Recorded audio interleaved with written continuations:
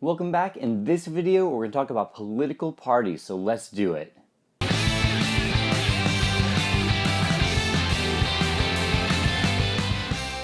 Alright, so before we jump into political parties, let's just step back just a moment and introduce the term linkage institutions. These are things that connect people to the government and government to the people.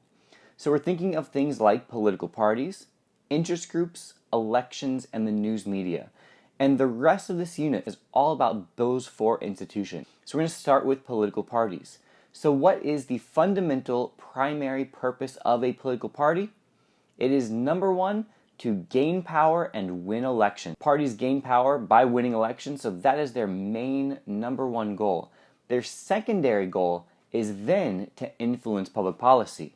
But you can't influence policy if you don't win first, so that is the primary goal of a political party. So what are some ways that they set about achieving this goal? So we're going to consider some functions of political parties. One is to get out the vote and to mobilize voters. So that means to actually get people that support them to the polling places to actually show up and to vote for their candidates from their party. Political parties also educate voters, trying to show how they are different from the other party and try to show people why their side is the right one and they should be trusted, and that's why people should go and vote for their party. Part of the way they do that is by establishing a party platform, which is essentially a list of objectives and goals of that political party. Essentially, it's saying, here's what we stand for. If you vote for us, these are the policies and the issues that we are going to try to implement and to get passed. They also nominate and recruit candidates, so they try to find people who will make good candidates, that's recruiting, and then they try to nominate them for political office so they can actually run for things like members of the House or Senate or presidential candidates even. They also help to coordinate campaign strategy, so this can be through how to spend money, media strategy, advertising, things like this to support the campaigns of candidates from their party.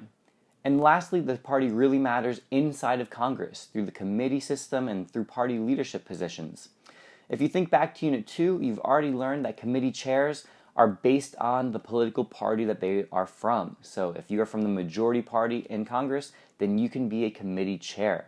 Again, leadership positions like the Speaker of the House or the Majority Leader or the Minority Leader are all, again, based on your party identification. So parties matter quite a bit there.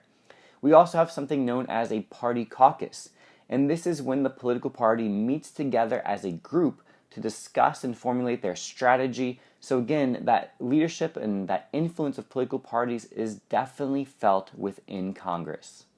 All right, so that's the introduction to political parties. Till next time, this has been a La Money production. All right, thanks again, guys, for watching this video. Subscribe if you haven't already. Make sure you hit that like button for me. Again, it helps me out so much to really spread these videos to other students. I really do appreciate it, all your help. See you guys next time.